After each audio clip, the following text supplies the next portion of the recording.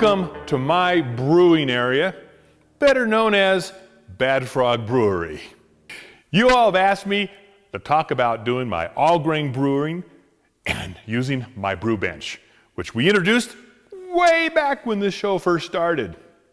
If you also remember, we talked about a beer that I fell in love with, North Coast's Old Stock Ale. Oh, I love that beer. And I've got the recipe. So today, we're gonna go through my brewing system, how I brew, and we're gonna make some Old Stock Ale. I have a copy of my recipe. So now I'm gonna start weighing out my grains. I like putting my bucket on top of my scale before I turn it on. That way I don't have to worry about the weight of the bucket. And I'm gonna do my base grain first.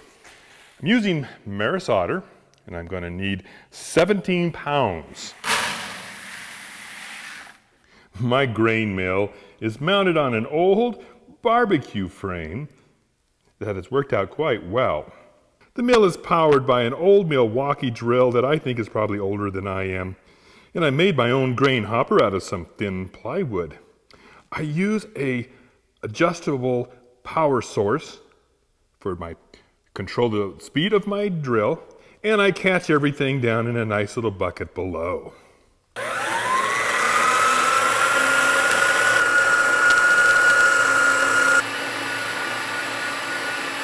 My hot liquor tank is just an old converted beer keg, but I have added an outlet valve, a sight tube, and a thermometer.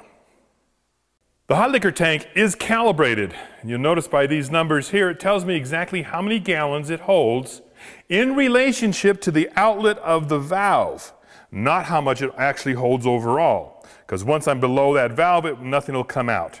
So that's an important tip when calibrating your hot liquor tank. My mash tun is also just an old converted keg. I added a false bottom to it with an outlet valve. I've got a temperature gauge so that I know exactly what I'm mashing at. And I have surrounded the entire unit with this aluminum insulation, and it will hold its temperature for over an hour without losing much more than a degree. So now I'm going to mash in my 20 pounds of grain. And the way I do it is I put my strike water into my mash tun and I add my grains to it. If you guys have a better way, I'd love to hear it. This is the only way I've ever known to do. I think it'd be really great if at some point I had maybe some kind of, I don't know, funnel system that the hot water came in, mixed it together. It's all set, that'd be lovely. But for now, let's mash it in and, oh, you probably noticed I could probably use a better mash spoon. Just the paddle doesn't, well, it works for now. And I got a little story to share.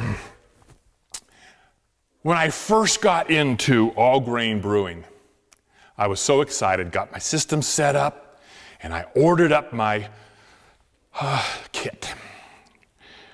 Of course, I ordered it ground, because at that time I did not have a mill.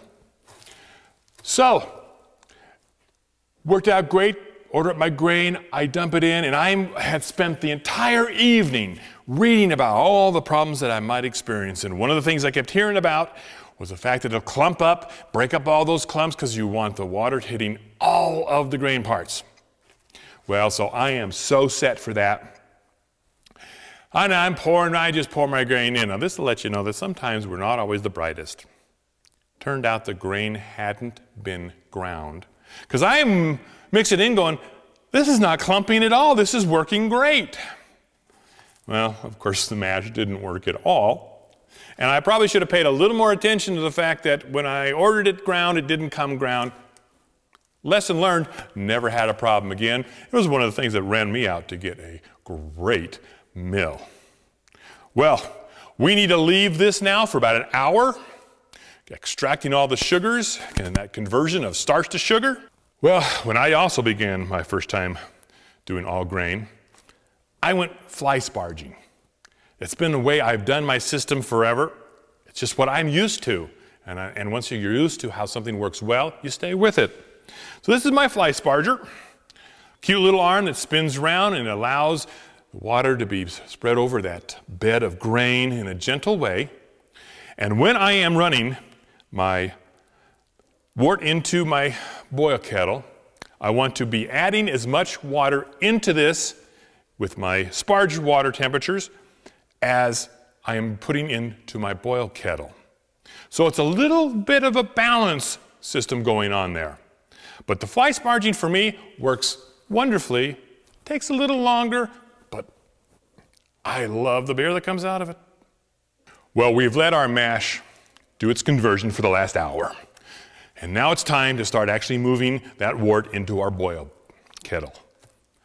One of the things I want to do is I want my grain bed to sit down and provide a real nice filter element, because I don't want a bunch of stuff dumping into the boil kettle.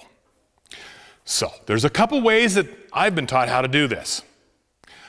One brewer that I knew took a big pitcher, and out of his hose he would fill the pitcher and then slowly put the pitcher back in until what was flowing out of his hose was perfectly clear without any grain pieces.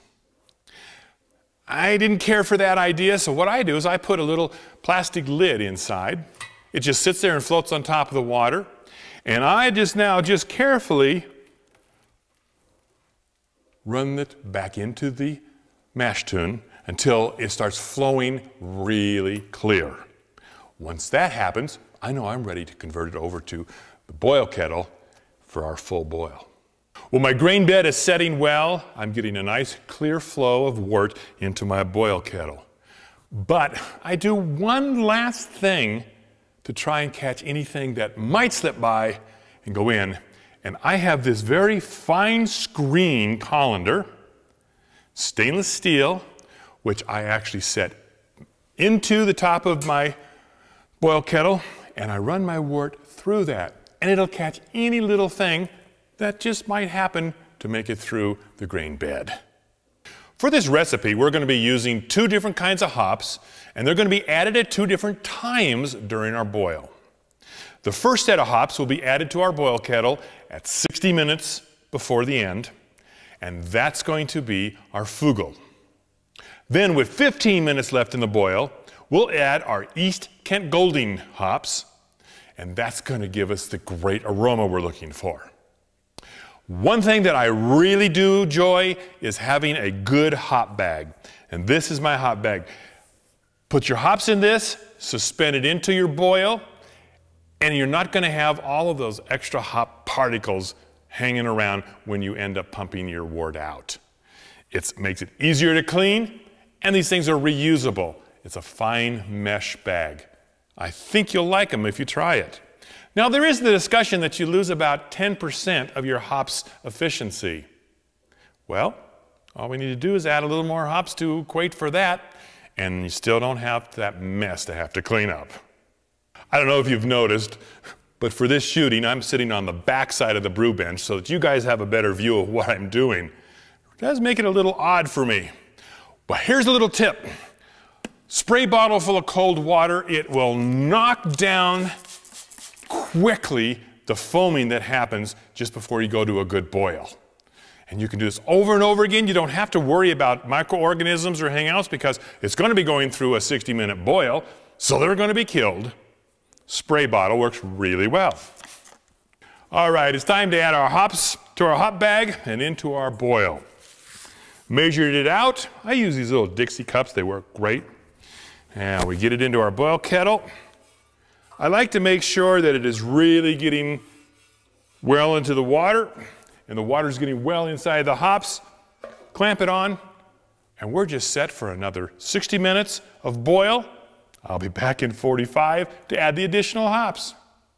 Okay, we got 15 minutes left to our boil, and it's time to add those additional hops.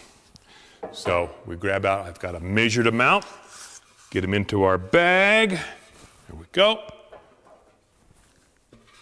Our second hop addition is now done. I use a pot of Idorfor to sanitize my lines, pump, Chiron cooler, and my aerator. And what I do is I set this up and I run the solution using the pump through all of these pieces and back into the bowl. That way I can let this run, sanitize it. My wort runs from my boil kettle down to my pump, through my plate chiller, aerator, and into the fermenter. You can see the aerated wort coming out of the aerator as compared to the clear wort running into the aerator. Our wort is in the fermenter. Our yeasts have been hired and they are going to be going to work very shortly. And hopefully we're going to have some delicious beer. And I am really looking forward to trying this old stock ale recipe. Well, only last few things to do, and that's clean up this mess. But I think I'm going to have a beer first. That'll make it go a little easier.